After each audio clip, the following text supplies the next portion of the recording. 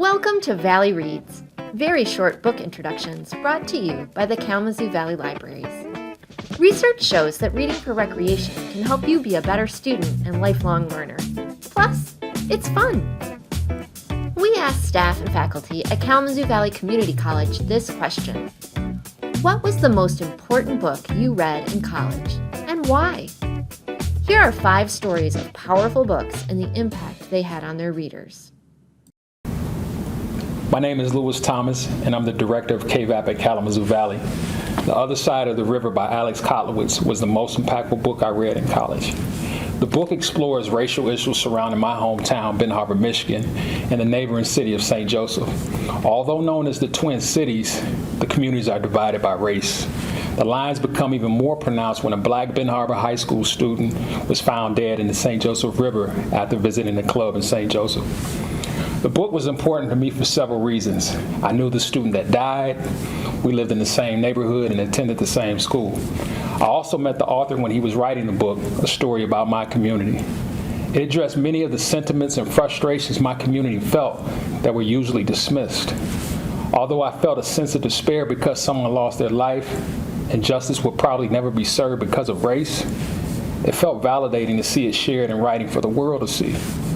I was extremely impressed with how someone from outside of the area could paint a picture so vivid of both cities while capturing the emotions of all the players involved.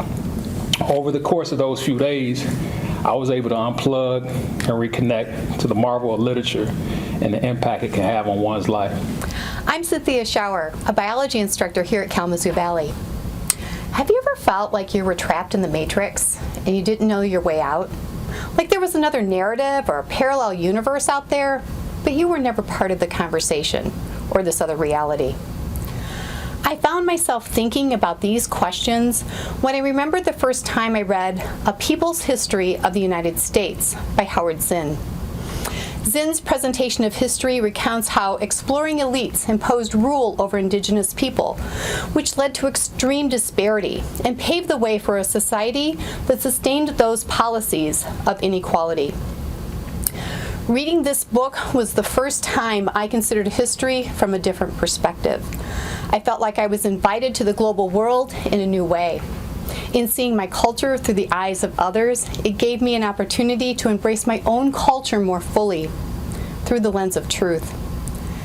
And did I mention it's a banned book? The book is controversial and deep. Today, the ideas are widely discussed. But in the early 80s, I had never been exposed to such a different point of view. I plan to look for more banned books to find my way out of the matrix. The book I chose is one that has, for better or worse, become a memeable tome in the past 15 years or so. David Foster Wallace's Infinite Jest. I will borrow a quote from an infamous review of Moby Dick from the early 1850s. This may be the heaviest doorstop ever published. My name is Isaac Turner, and I'm an English instructor here at Kalamazoo Valley Community College. Infinite Jest's plot is difficult to describe in a few words. This book, more than many, begs the reader to just surrender to the language. A complete buy the ticket and take the ride trip for sure.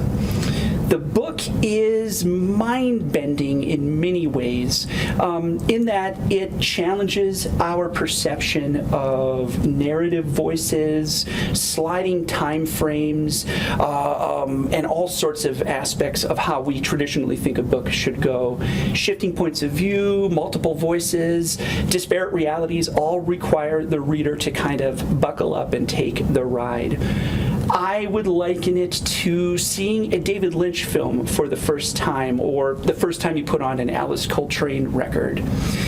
How this book would land for people in 2022 versus 1997 when I first read it gives me the howling phantods. But should you read it and want to discuss it, please come down to Anna Whitten Hall and find me, and I would be more than happy to work through it with you. Privilege. What a charged word, right? Well, it definitely doesn't have to be, and it shouldn't be. And that is why Privilege, Power, and Difference by Alan G. Johnson was the most influential book that I read while I was in college. My name is Beth Brandon, and I am the first-year Promise Coach with Kalamazoo Promise Services. So this book really explores what privilege is, how it works in systems in society, and how it intersects with the many different identities that we have as complex people. I grew up in a tiny town. I think there's probably 5 to 6 times more students attending Kalamazoo Valley right now than currently live in my hometown. So when I left for college, I knew that I had a lot to do. Reading this book, I learned that privilege doesn't necessarily make you a bad person, but that it is often used in bad ways to hurt others. So I also learned to check my own privilege and recognize it so that I don't continue to hurt others. I love this book because it has helped me understand myself more, widen my views and perspectives, become a better person, and move through the world in a way where I can respect and honor others and their identities. I found that in times of great stress or grief, a book can have a huge impact on your life. Even decades later, it can give you comfort and hope. My name is Mallory Hesslinger, and I am a librarian at KVCC. The Lord of the Rings trilogy is the most important set of books that I read as a young adult.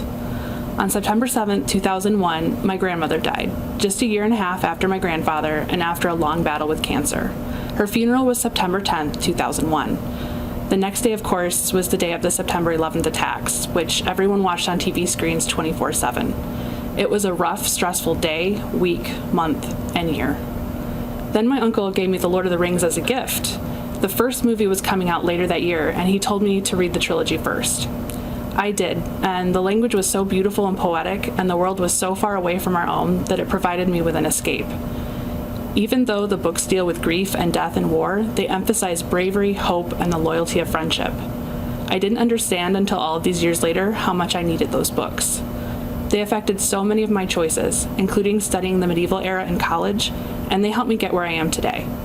And I have found that when I am stressed or sad or overwhelmed by the world, I still turn to them to help remind me, as the character Samwise Gamgee says in the film, that there is good in the world, and it's worth fighting for.